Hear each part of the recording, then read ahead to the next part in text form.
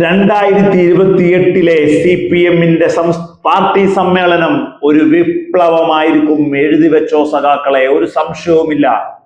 കേന്ദ്ര കമ്മിറ്റിയിൽ, ഒരുപക്ഷെ PB-യിൽ, അതുപോലെ തന്നെ ജില്ലാ കമ്മിറ്റിയിൽ, ലോക്കൽ കമ്മിറ്റിയിൽ എല്ലായിടത്തും ഇപ്പോൾ അലയടിക്കുന്നത് സെക്രട്ടറി, പ്രതിപക്ഷ നേതാവ് വിരുദ്ധ പ്രചാരണമാണ്. മാധ്യമങ്ങൾ അതെല്ലാം വലിയ രീതിയിൽ പറയുന്നുണ്ട്.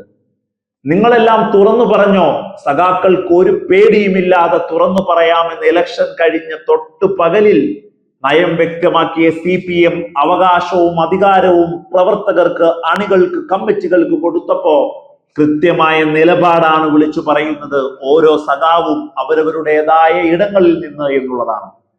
തീർച്ചും ജനാധിപത്യമായ പ്രക്രിയയിലൂടെ കടന്നു പോകുന്നു.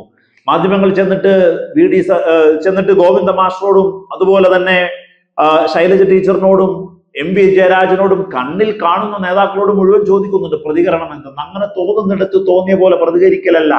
ഈ നേതാക്കൾ പറഞ്ഞിട്ടാണ് അവർ നിലപാട് വ്യക്തമാക്കുന്നത്. അല്ലാതെ പൊട്ടിത്തെറിക്കാൻ ഇത് കോൺഗ്രസ് അല്ല, UDF-ലെ മറ്റ് ഘടകകക്ഷികളല്ല. കൃത്യമായി പറഞ്ഞു, നിങ്ങൾ നിങ്ങളുടെ നിലപാട് പറയൂ, ഒരാളെയും നിങ്ങൾ പേടിക്കണ്ട. സഖാക്കൾ ഉയർത്തെഴുന്നേറ്റ് കൃത്യമായി നിലപാട് പറയാൻ തുടങ്ങിയപ്പോ അത് മുഖ്യധാരാ മാധ്യമങ്ങൾ കൃത്യമായി റിപ്പോർട്ട് ചെയ്യുന്നുമുണ്ട്. അതവിടെ ഇരിക്കട്ടെ.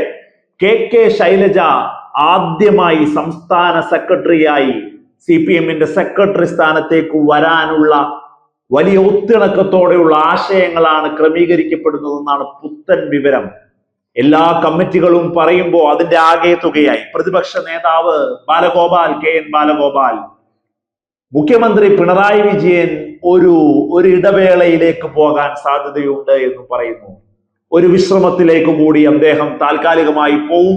MLA ആയി അദ്ദേഹം തുടരും. ശക്തമായ പ്രതിപക്ഷ അംഗമായി അദ്ദേഹം നിയമസഭയിൽ തുടരും. പക്ഷേ ചെറിയ രീതിയിൽ അദ്ദേഹം ഒരു ഇടവേള കൂടി ഒരു പക്ഷെ എടുത്തേക്കാം.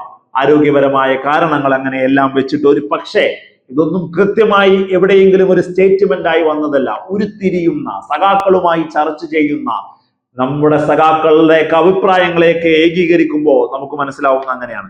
സ്വരാജ്, ഷംസീർ, അങ്ങനെ P ജയരാജ്, MV ജയരാജൻ, അങ്ങനെ EP ജയരാജൻ, അങ്ങനെ ഈ പാർട്ടിയിൽ നിന്ന് ഒരല്പം ബാക്കൗട്ട് ചെയ്ത് മുഖ്യധാരയിൽ നിന്ന്, നേതൃസ്ഥാനത്ത് നിന്ന് ബാക്കൗട്ട് ചെയ്ത് നിൽക്കുന്നവരെല്ലാം നേതൃസ്ഥാനത്തേക്ക്, പാർട്ടിയുടെ വിവിധ പോസ്റ്റുകളിലേക്ക് തോമസ് ഐസക്കിനെ പോലെയുള്ളവർ വരുമെന്നും പറയുന്നു.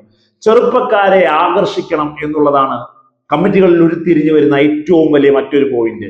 കാരണം UDF-ലൊക്കെ വലിയൊരു ബാഹുല്യം ചെറുപ്പക്കാരുടെ ഉണ്ട്. T സിദ്ദീഖ് ആവട്ടെ, ഷാഫി ആകട്ടെ, അതുപോലെ Roji M John, OJ Janeesh, അങ്ങനെ ഒരുപാട് പേർ ആ വിഷയത്തിലുണ്ട്. അപ്പോ അബിൻ വർക്കിയെ പോലെയുള്ളവരൊക്കെ. അപ്പോ യുവാക്കളുടെ ആകർഷിക്കാനുള്ള ആളുകളെ കൊണ്ടുവരണം. നമ്മുടെ VK സനോജിനെ പോലെ, സച്ചിൻ ദേവിനെ പോലെയുള്ള, വിജിനെ പോലെയുള്ള ആളുകളെയെല്ലാം കുറേയും കൂടി മുഖ്യധാരയിലേക്ക് കൊണ്ടുവന്ന് അവരെ പാർട്ടി ചർച്ചകൾ, ജനങ്ങളുമായി കൂടുതൽ സംവദിക്കുന്ന കാര്യങ്ങളിലേക്കൊക്കെ പാർട്ടി ഉത്തരവാദിത്തം ഏൽപ്പിക്കണമെന്നും പറയുന്നുണ്ട്.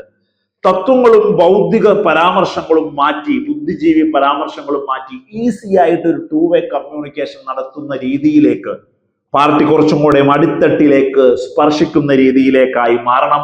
ഒരു ഫ്രണ്ട്ലി അറ്റ്മോസ്ഫിയർ ഉണ്ടാക്കിയെടുക്കണം. ഒരു ഫ്രണ്ട്ലി അറ്റ്മോസ്ഫിയർ കൊണ്ടുവരും സമ്മേളനാനന്തരം എന്നുള്ളതാണ് പറയുന്നത്. അപ്പോ കൃത്യമായി കാര്യങ്ങളെല്ലാം പഠിച്ച് കമ്മിറ്റികളെല്ലാം ഒന്നിച്ചിരുന്ന്, പിണറായിയും ഗോവിന്ദ മാഷും എല്ലാവരും ഇരുന്ന് ഈ പാർട്ടിയെ ബംഗാള് പോലെയാകുമെന്ന് പറയുന്നവർക്ക് കൃത്യം മറുപടി കൊടുക്കാൻ 1.5 വർഷം കഴിയുമ്പോഴേക്കും പിന്നെയുമുണ്ട് പ്രതിപക്ഷ സമയം.